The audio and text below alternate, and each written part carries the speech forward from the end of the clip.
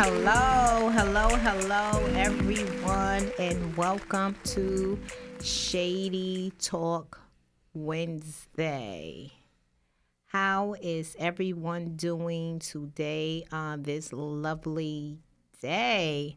I am excited to be here because, as you know, this is Breast Cancer Awareness Month. And I have two lovely ladies here who came to give us some informative information on breast cancer. To my left, I have Susan Caputo, who's actually a previsor. And she's going to explain that to you guys just as well as she's going to explain it to me as well. And we also have Tora Waynick, who's a survivor. Thank you. So I would just like to give these two ladies a round of applause for just joining me today on Shady Talk Wednesday. So, ladies, I just want to say thank you again for coming here. I always like to do topics around, the month or, things that's going on that, we as people can, relate to or need to hear or talk about. And I know breast cancer is a thing, right now with women. Even, at my age of 46, I would say, growing up and being younger, I never really heard too much about cancer. And it just seems like, now in this generation or this time, this thing is just, it's coming along. I've lost people. I know people who's going through cancer. And I wanted to have you ladies here so you can be very helpful, about your journey and, encourage others. I believe it was Tora that I talked to on the phone, yes. And you was kind of telling me that you wanted to talk to people more about the mind. Yes.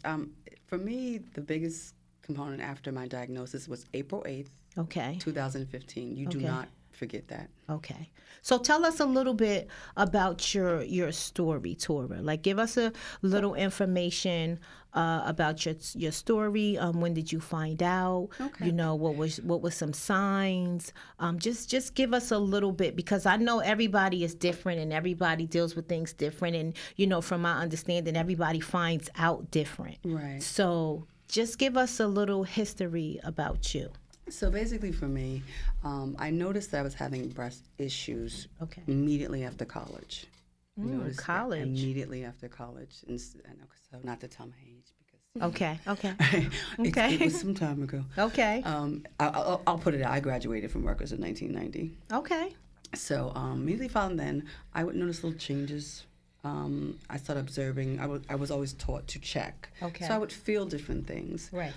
Went to the doctor, and it was determined that I had cystic breasts. Mm-hmm. So I was developing cysts. Mm-hmm. They would check them. They would sometimes do aspirations where they would go put a needle into my skin, into the ballooned area, right. which is a cyst, and drain it out. Right. Test it. And for the most part, it was always negative. But I was told I would have to be monitored, just checked. Monitored, checked. Now, when you say that you realized you had cysts, was it something you can see? Was it something you could feel? It was more what I felt. Okay, more because what you felt. Yeah, and being trained to check the breasts. Even being younger, as you're younger, you're developing. Right. Mm-hmm. So I check them. So I would check them, and I would feel things that was a little off. Okay. It was a little off. And by this time, you're going to your OBGYN and things. Right. So they make the recommendation to go to a specialist. And when I went, and my first doctor, who treated me for the cyst, was Dr. Jan Houston. Okay. And she pretty much told me, yes, you have cystic breast. So we're just gonna, I was still young. Right. And there was a concern about being of childbearing age and things like that. So even when I did have my daughter, at that point I was 27, it was very difficult to breastfeed her. I was having issues with my breast ducts. Okay. So I would not lactate properly. Okay. So she wasn't really getting the sustenance that she needed to receive. So still at that time, you was unaware about cancer. You just thought you were carrying cysts. Well, I knew about cancer because within my family dynamic there were women. So it turns out, both my grandmothers, I subsequently found this out later, that they were both breast cancer survivors. Wow. So I had it on the maternal and the paternal side. Okay. So my probability given what I was already experiencing, was already increased. Okay. But again, just monitoring, checking, just seeing. Okay. But I noticed, so we'll fast forward, I found a lump. Again, back to the self-check. So this is why it's so important, everyone. Right. I'm not going to exclude the men. Right. Because men can be impacted by breast cancer as well. Wow. Right. So it's a smaller probability, but I actually know a man who was a breast cancer survivor. Wow, So, that's new. Right. Well, yeah. So it's important for people to check. Checking early detection saves lives. I'm going to say that probably a few times while I'm here because it saved my life. Okay. I always had checked my breast, but this thing felt different. Okay. It wasn't. It did not. It was firmer. It was more situated. It was not fluent. Right. It felt completely wrong. I went to and subsequently I moved on to a different doctor, Dr. Janet McDermott. I went to see her out of Newark Beth Israel Medical Center, and I also when she felt it, and then at this point it started to be a little more noticeable externally, and she told me it was an 80% chance probability that it was going to be breast cancer. She just told me. She was very direct, but I'm a direct kind of person, so I took that. Okay. And again, these are years of dealing. We talk about 20 years down the road. I knew what I was dealing with. Okay. So I was just taking it in. First tests done were inconclusive. Okay. She sent my tests out for more tests. And Now, then, can you explain to us what inconclusive the means? initial tests that were drawn on they went in and they did what you call a similar to like when I was having needle aspirations, but biopsy. Okay. That was more of a biopsy. Okay. Took out a specimen, sent it out because they wanted to determine if it was actual breast cancer. Okay. And initially, it was not reading that way, which is it happens. Right. So because she's the type of doctor that she is and she's persistent, she said, no, I want some more tests done. Had some more tests, and subsequently, April 8th, 2015, sitting at a meeting at work, I told her as soon as you call me, she called me, she told me it is breast cancer. Wow. It's that's like a nuclear bomb. Like, I could hear it, but it wasn't quite registering. Okay. But I understood what it meant. It meant I had some decisions to make. Right. And she told me off the top that the chances of it spreading, because it was my left breast, was probable. Right. So I had decisions to make. Okay. All right. So we're gonna come back to you. That's great. That's very some great information you just gave us. Even as far as like men, like even talking to you today, this is my first time hearing that about men now have to. Yes, they have to pay attention. They have to pay attention to the signs, because breast cancer. The reason why it's so focused and it's important to determine it early and to treat it as early as possible, or to avert it as early as possible, is because if you don't check it, then it subsequently can metastasize, and if it does that, that's when it rides on your lymph nodes, and then it can spread throughout the remaining parts of your body, and it can impact and attack all types of organs, and it can cause a lot of problems, get into your bones, your bloodstream. Wow. So it's really, really important to pay attention to what you feel, what might be off, and to be as assertive or as aggressive as you need to treat it. Okay. And I think when it comes to men, the reason why they can be affected is because it's in the breast tissue. Right. And everyone has breast tissue. And when we look at men, we think muscular. Right. Yes. But there's tissue still there. Okay. And Susan, okay, so let's get to you. So you're a pre-Viver.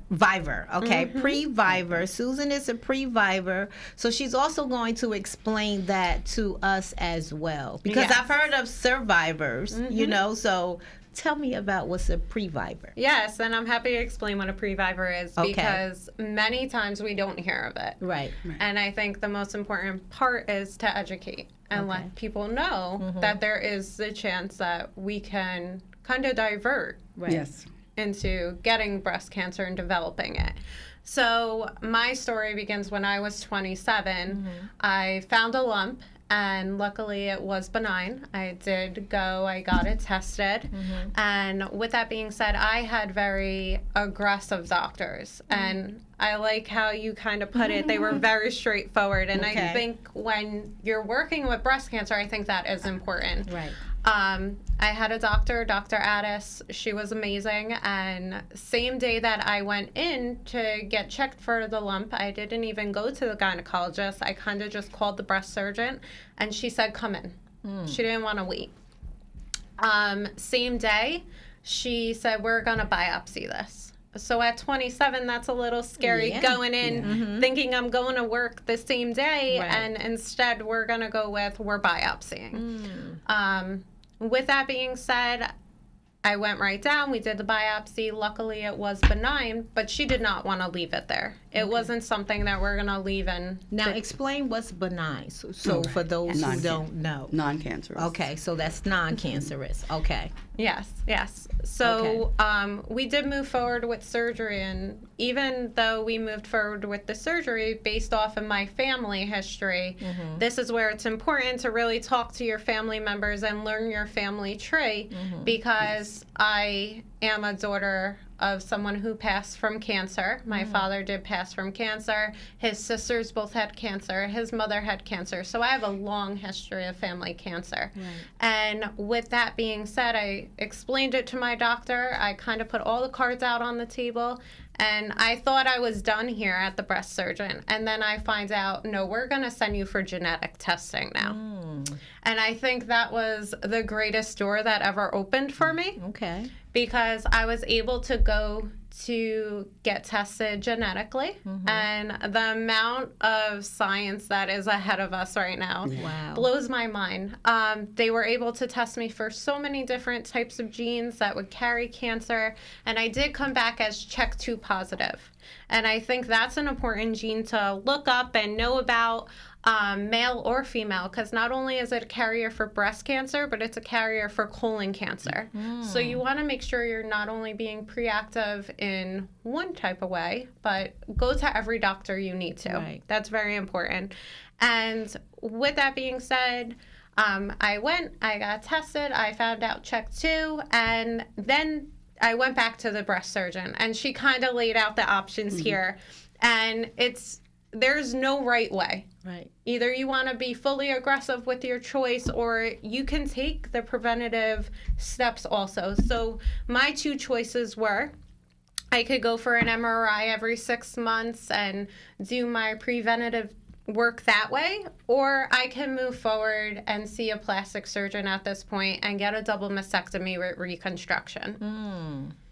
For myself, I was very aggressive with my choice, and I did move forward and do that double mastectomy reconstruction to kind of lower my chances from over 60% down to -1%. Okay. So that was the choice that I chose to make. Okay. And it's interesting that you ladies, the way you did your health check, because, sometimes when you hear stories and you hear situations with people, you hear that that the cancer has already spread it, things like that. So whereas though you ladies are basically saying how, you checked everything so quick, you kind of had a family history. And me, growing up where I come from, we didn't really hear too much about cancer. So even when you say like family history,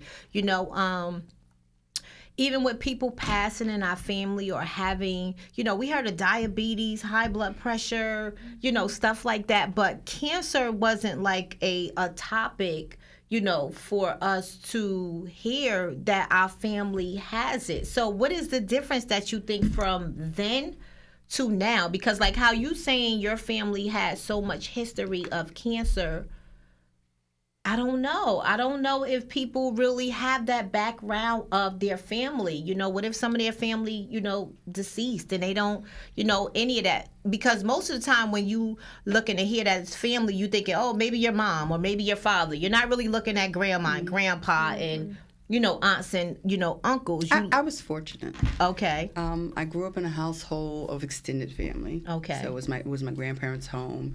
And it was multi-level, so it was them, my mom, and at a point I was with my aunt was in one of the apartments. And they converted their basement, and my great-grandfather lived there. He lived till he was 12, till I was 12 rather. Okay. And we would talk to him, and so we got a lot of feedback in terms of our just background, our heritage, and things like that. And I learned actually that there were a lot of different health dynamics within my family. Okay. Lupus, various forms of cancer, Okay. higher probabilities of diabetes, cholesterol. Knowing that stuff, I became very wellness conscious. Okay. So you At a young already age. was right. At a young age, I really Right. did, and I still am. Right. And I was very always athletic, so I was a scholar athlete in school. So I've always been mindful about type of foods that I've eaten, how. So I think, to your point, Okay. when you kind of grow up, depending on how you grow up, Right. and the conversations that you Right, have right. will dictate and determine the things that you take in, and then how you can, maneuver Yeah, forward. because I'm 46, and I feel like some of the friends and people that I know in this generation, they are just finding out about it, and some of them are just finding out about it when it's pretty much too late, or they're so like far behind, and it's very heartless to see because as we spoke, I want you to be able to tell people who have been diagnosed with cancer, how to deal with it, mentally, because I know anybody that hear anything, the first thing we think is death, or the first thing you think is, it's so interesting you say that, though, because I think it's harder for others to deal with us. And for me, the most challenging thing was I processed what was happening to me, digested it, and determined I was going to make decisions. Right. Because I was going to get through this. I immediately adopted that mindset. Now, any chemo or anything was I had involved? radiation and chemo. Okay, so how did that Well, work? because of the state that I was physically in, Right. with cancer, Right. as weird as it may sound, being my only issue, Right. didn't have high blood pressure, high cholesterol, diabetes, none of that. So you think that plays a big factor? I know it did. Okay. It was not other issues that they had to contend with to treat my cancer. Oh, okay. They could focus on just that. Right. So basically, if people have another set of history of like, It could impact how treatments go. It will. wow. Especially surgery. Especially one of the things you have to do, even going under surgery, because I'm similar to my counterpart guest, where I opted to do aggressive forms of treatment and opted for a double mastectomy and reconstruction. Well, you have to have a cardiogram, so right. They have to know your heart is intact and proper before they can go in, because surgery is very invasive. Yeah. You have to go in, it's very intensive. So they need to know that you are aesthetically in decent health to come through it. Not only in physical health, but mental health is so important. Now, what would you speak about the mental health part of it? Yeah, so right away, as soon as I was diagnosed, I was fortunate to have such a good partner. Right. From day one, we were fresh in our relationship, brand new. And as much as you need to be able to stand alone into this, you are going to need a team, because physically you are unable to do things. So I was beyond thankful for him every single appointment. And just knowing that you have someone in your corner like that, not only are you going to mentally tell yourself every day, get up, let's go, feed yourself right, get yourself physically ready for this surgery, because to heal well, you need to be well. Right. Yes. And that's the biggest thing. And my biggest outlook throughout this whole thing was I needed to take control of my body before my body took control of me. Yeah. So do you think like some people who have or are facing these challenges that may be going through, depression or, just facing some of the difficult part of, having cancer, how do we help them pull, themselves together? Because I feel like with you ladies, you kind of caught things early on. You do have good health, which kind of help you guys, go along with the process, better, and the chemo and things like that. So what about people that isn't that healthy, that has to face these challenges? One of the first things that individuals need to know when you're dealing with a person who has a diagnosis of cancer in general and breast cancer in specific, they're not in the grave. Please don't put them there. You'd be surprised at the look on people's face. People are living with forms of cancer, Right. and getting through Right. diagnosis of cancer. Right. So optimism is very, very important. Right. Positivity. You know, that you have to present in a way that people can receive the thought that it is possible to deal with this, Right. to live through this, and to enjoy life after that. I'm big on the aftercare. Right. Because even with going through radiation and chemotherapy, I have conditions as a result of those things. I have a condition called neuropathy, and it's nerve damage from the chemotherapy. And at a certain point, you talk about taking charge of your body, at a certain point of the rounds of chemotherapy that they had determined I should have, I made a decision that I was going to stop. When the conversation was had with me that my fingers could possibly be impacted in terms of utilization daily. You use your fingers every day. If they were saying, are you having trouble buttoning things, zipping up? No, and I'm not going to, so we're going to stop this. Right.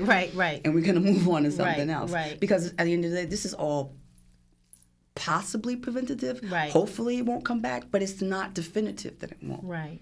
So at some point you just have to say, all right, I'm going to turn this over to the higher being. Right. And we're going to stop. And just how move you're on. speaking about it now, it just sounds like, mentally, physically, you're not going to let it attack you. You didn't, and the great thing is that, like you said, you already knew about the history. You checked on things early. So you got to the nitty gritty of it early. And I think sometimes with people, because to each his own, everybody is different. Some people are scared to accept or seeing those things and scared to hear it, or going to doctors because, once again, when you think something is going on and, we're not speaking to people like you ladies that's positive, that's telling people now today, like how to speak into existence about it and, how to just, understand basically that this can be caught up with anybody, but don't let it kind of, pull you away. It's something that's basically going on worldwide. And if you happen to be, someone who happened to catch it, still survive, mentally, still make sure you do what you got to do. And Tora, the way you talking is like, you look like you wasn't playing. No. You look like you wasn't playing. I made a decision. It's my body. I'm going to make decisions that's conducive for me. Right. I have bigger things to work through. I have family to take care of, beloveds who need me. Right. So this is a test of my will and how I can push through. Right. I believe in sustainability as far as merging your mind, body, your spirit. Right. I am spiritual. Right. I focus on elements of finding peace within myself. When you come to terms with things, you find peace. Right.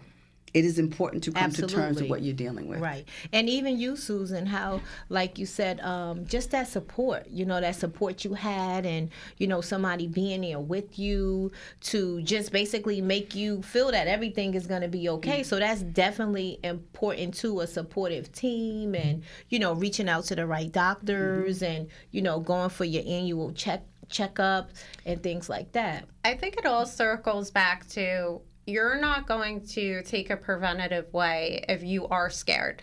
And I think just really recognizing it and making it known that you can stop it or you can catch it early before that death sentence does happen. Like you're looking at it. And I think, unfortunately, we look at cancer as that. And that's not something that we want to keep going. I mean, at 14, I lost my father. So I was able to see it in front of my face, what it can be. Right. And I wasn't going to allow that for myself to cut my life short. And then in addition to that, if I can do this as someone, then why can't everyone else? And I think that's really important just to share that these options of getting genetically tested and having, just knowing your background. So if you would like to take control of it, you can. But if you don't, well, then let's follow up with the wellness. Okay. And of course, it's not an easy process. Right. But you got to always remember what's the alternative. Right. And I do not have children yet, and that's something that I want to do. I want to be there for my nephews growing up. And in order to do that, I needed to take charge of my life. Right.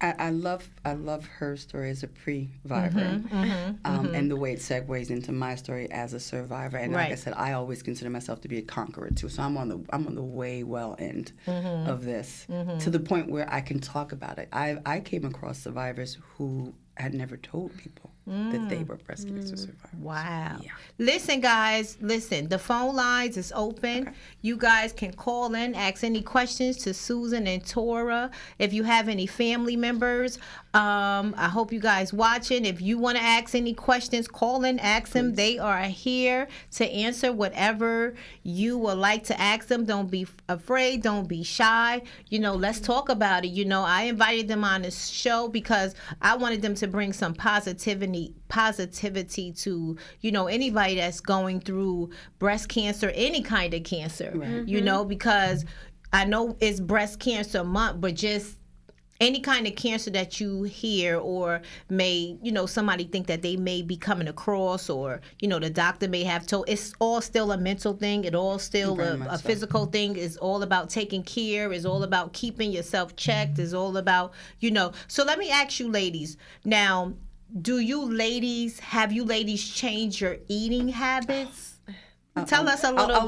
Tell us a little bit about some of that, like the eating habits. So, what was the change? What do you think? Because I want to get this out there for people who, maybe even mentally they may feel that from hearing you ladies, maybe they, some of their, they can change up, what they're eating. Now that's also very helpful too for, those who are facing these challenges. So as Tora said, you never forget when you're told your diagnosis. Right. I will never forget sitting in the genealogist's room. She was an APN. She was great, Connie Gore with Summit Health. And I sat there and she told me, you are CHEK2 positive. And my first question was, do I stop eating meat? Yeah. And her response, and this is why I loved my journey and the support and the doctors that I had. They were very straightforward the whole time, whether it was the good, the bad, the ugly, or just not realistic. Okay. So with that, she told me, I can tell you to stop eating meat, but I'm going to go home and have a hamburger. So I will not be a hypocrite. She said there's not enough research to tell me if meat causes cancer. With that being said, from that day forward, I stopped eating meat completely.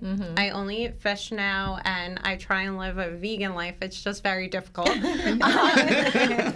that also, I constantly work out. And it's kind of like, is it obsessive? No, but it's to the point where I am doing this because I know this is how I'm going to live my healthiest version. If I went to the extreme of going aggressively after my CHEK2 diagnosis, I'm going to every single day live that diagnosis. Okay. I am going to fuel my body correctly, and I am going to exercise it correctly. Okay. But that was just my choice. Okay, so that was your choice. Okay, Tora, how about you? I'm a born and bred carnivore. I'm going to eat meat, but I can choose how much. Right. So for me, it's more about minimalization of things. I can confess, I'm a sugar addict. If they have meetings, I probably should. But minimalization. So for me, it's just been the smallest little things. So before I used to maybe buy the full-size Kit Kat. I don't anymore. I'm eating a mini. Right. I used to put sugar in tea. I can drink tea without sugar now. I can drink it with a little argive. Coffee, I trimmed down on that. Not as much. It's just been about just minimization of things, right? Red meat, I don't care. This is interesting. Immediately after finishing chemo, I tried to do meat more. I can't do hamburgers bother me. It tastes metallic. Okay. Believe it or not. And maybe it's the way that they process it. My body's picking up on different things. And chemo is, for lack of a better word, it's an intense substance to put into your body. Okay. And so it's not for the faint of heart because it does you feel the effects as it's actually happening. Right. Okay. And so I decided I do more fish. I'm a big salmon eater. Chicken. chicken, and I'll do steak maybe once a few months. Okay. I just stream. Exercise is key. You hit the nail on the head with that one, definitely. Exercise is key. My body sometimes tends to yo-yo. I'm in my cozy section right now because it's winter, but I'm working on the summer body. Like a trainer, I'm going to get there. Okay. But it's important to find a regimen that works for you. Right. If you're not, listen, if you're not the gym rat, don't be the gym rat. If you're more of a nature person, you want to go walking, do that. Right. Find what your body likes. Find what you like that you like to do, but do something. Right. And That's I the key with think that. you kind of said it perfect. Our venues, I guess, that we're taking is very different, but at the same time, that Kit Kat makes you happy, where that run makes me happy. It's like the mental part there. The run's making me happy because I feel like I'm working towards, not going further in this diagnosis, and the Kit Kat is satisfying because I deserve it. Right. Yeah. So it's just whatever makes you happy. Works for you. And I think like the biggest piece is here, our body is the only thing that we are given and have control over. Right. So find what works for you and be your healthiest version. And the other flip side of the coin on that, while you're working on the physicality, your mind. How do you get your mind in check? I'm big on journaling. I like to journal. I like to write my thoughts down. And sometimes it would be whatever it is I'm in the moment is what I'll do. But I like to journal. I like meditation. Okay. Now, do you go somewhere in particular to meditate? I have. Also, I'm going to give a shout out to she's my sorority sister too, but she's my guru as far as her name is Felicia Petway, and she has really helped me in my journey and my travel to understand how to do meditation in a way that is beneficial to me to help me find balance. Okay. Everything is about balance. Okay. Yin and yang. Right. So I do that to help when I'm feeling moments of stress, distress, when I'm feeling bouts of I'm not a depressive kind of person for the most part, but you have moments that can make you sad. And Right. I've mourned for my natural breasts. I have. I mean, I never had twins. Right. They were sisters. So I had to make new friends. Right. These ones. Okay. But processing all of that and being able to do it through journaling and having my meditation, doing yoga. I love yoga.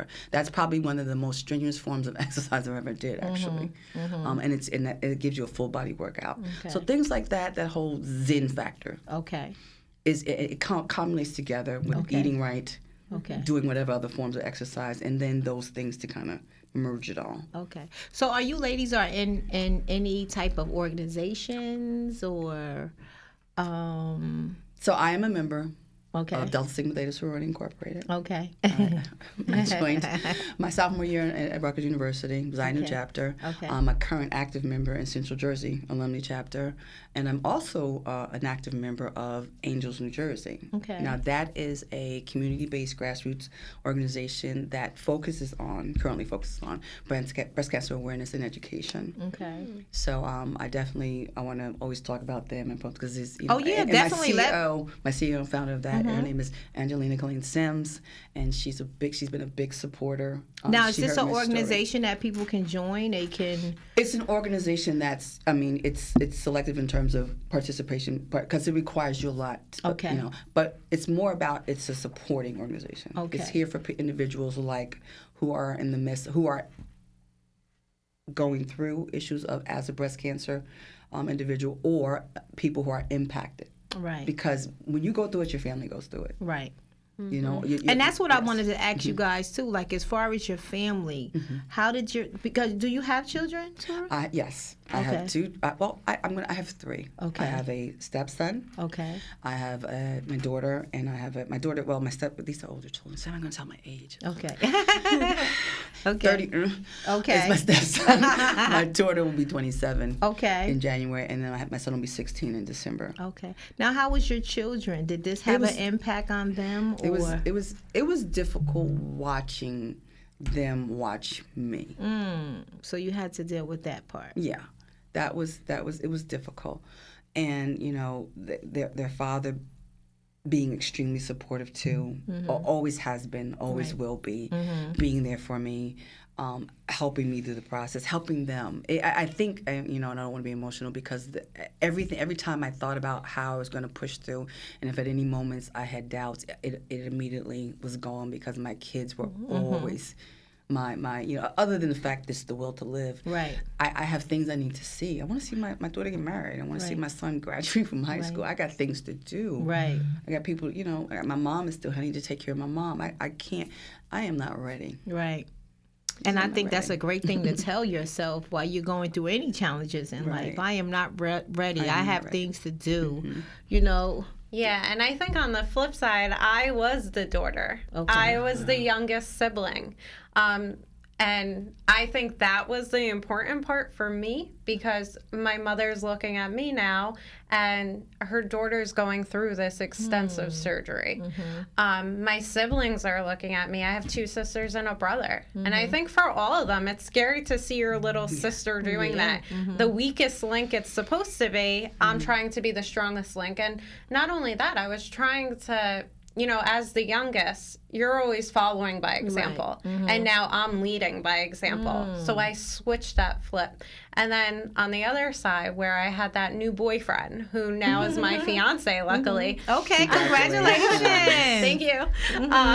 With that being said, I mean, you have this guy that's trying to be the strongest way possible for you, and you're trying on the other side to be the strongest way. But when that bandage rips off for the first time, it's like that anxiety and that fear right away of just the pain without even being painful, because you do lose feeling. Yeah. And so it comes back to that mental game of, you're trying to be strong, you're trying this, and mentally it's all messing with you because it's your body's sensation when you have no feeling. Okay, we have a caller on the line. All right. Sure. Oh. You know what? Next time they call, Mark, just answer it. If I'm still talking, it's fine. I'll just, Listen, caller, you can call us back. I apologize. I didn't want to cut Susan off, but feel free to call back and, talk to us. The ladies still have a few minutes here with us, so feel free to call in and ask us any questions. So is there anything that you ladies want to, you actually gave some of the best of the feedback as far as like Previver. And Conqueror. And Conqueror. And like I said, I wanted you ladies here because I do know friends and, people and family that's, facing this. And, I'm just hoping and praying that, this was an uplifting for them to see and, hear and, not to, to give up. Because like I said, I know some of the people that I know, they are younger. Yes. And I know sometimes with being young and having children and, or just being young and, facing these challenges sometimes, I know it's rough, and seeing other people, passing away and, women who scared to get checked just in case they feel any kind of, lumps or anything going on, because there is some people that's still frightened to find out. I want to say this, and this is a generalization across the board for anything. The greatest fear is the unknown. There's no greater fear than not knowing. Right. Once you know, when you're in the know, then you can know deal with what to do. So get over that hurdle. Right. If I hadn't found my lump when I found the lump, it was growing so fast. And at the point that they went in and they removed it, it was about the size of a lime. So because of that was part of the reason. Had it been a little smaller, I probably would not have to have radiation. So I say the sooner, the better. And if it's a matter of reach out to outreach programs. There are a lot of support programs there to walk you through situations. Now, what is the first steps? Do you guys have any first step doctors that you can leave their names here? I gotta give a. So I mentioned my breast specialist earlier. Okay. Dr. Ross Cooperman. Okay. He's in Livingston, New Jersey. He was my board certified plastic surgeon, and when I tell you, he Jessica Rabbit me. Mm-hmm. He did. Yeah. Yeah, he did the work. I call him the physician magician. Okay. And That's I'm cute. so thankful, and I'm so thankful for him. And what I really appreciate that he did, he reconstructed me naturally. So he utilized what I already had. That was one of my biggest concerns about my own body. Right. If I went through that, like what you're going to put into it. And so he was able to work his magic with what I had already. Beautiful. Yeah. And see, even with this situation, you're such a happy camper. I am. I'm happy to be here. Uh-huh. I'm here. I'm living. That's what I love. I'm living life. I live, love life. That's what I love, and that's what I wanted you guys to come here and put that out there in the world for anybody who's facing it. Just see the positivity with these women that's here today, and that's just showing you can live through it. Don't be afraid, to go get checked. Don't, like she said, the unknown. I think the other big thing is just the education piece. If I did not have that lump, I would have never knew that I can go get genetically tested. I think knowing those options, and that's why I'm happy to be here today and tell my story, because that is usually not known. Right. You're absolutely right. No insurance company is telling you, let's to do go. the genetic. and I had genetic testing while going through the BRCA test, and during the test, I did tests for abnormalities. So that meant I had the probability of getting breast cancer. Genetic testing is important, and she's right. Part of the issue that does not match up is the insurance coverage.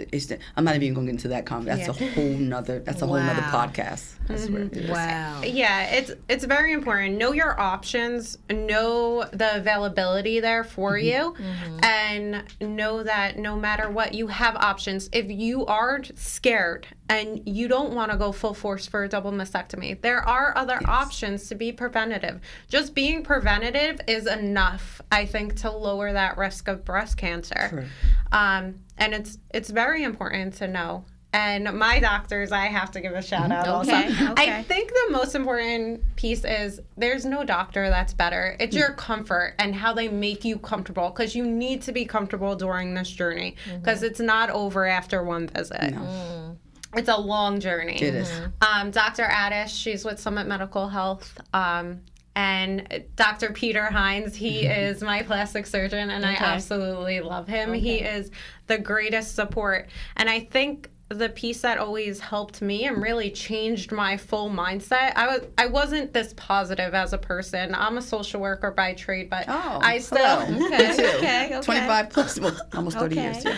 But I think the most important piece is, as much as the options were on the table, it kind of was like, let's move forward here. And that was always important to me, that if I was scared to kind of fully push that choice, I knew I had that team behind me that was going to fully make sure that I was in good hands here and to move forward. Right. But you said it. The earlier preventive scenarios, more options. That is a correlation. Absolutely. Any comments, Yakima? No comments as of yet. Okay. A few people watching. Okay. Well, we're gonna kind of close this out. I think you ladies gave me some of the most informative information that was needed. I want to thank you ladies once again for coming out and sharing your story on Shady Talk Wednesday. I am here every third and fourth Wednesday of the month, unless I, want to invite and guests here to, come be a part of the show that I feel like they can give some informative information. And I just thank you, ladies, for taking your time out today. I pray that this reaches, those who it needs to reach. And, I'm definitely going to keep promoting it for, people to watch it, and especially women and men. I mean, that's so new to me with with Yes. hearing that on today. And it's so important because I'm an aunt of all nephews, and nothing is shielded in our household, and that's what I love. My nephews were well aware of what was going on. Even my 2-year-old nephew at the time, he bought me the water bottle with the straw because you can't move your hands. And I was so thankful for my nephews, my family, everyone around that was really pushing that, because this is not something that discriminates towards anyone. No one.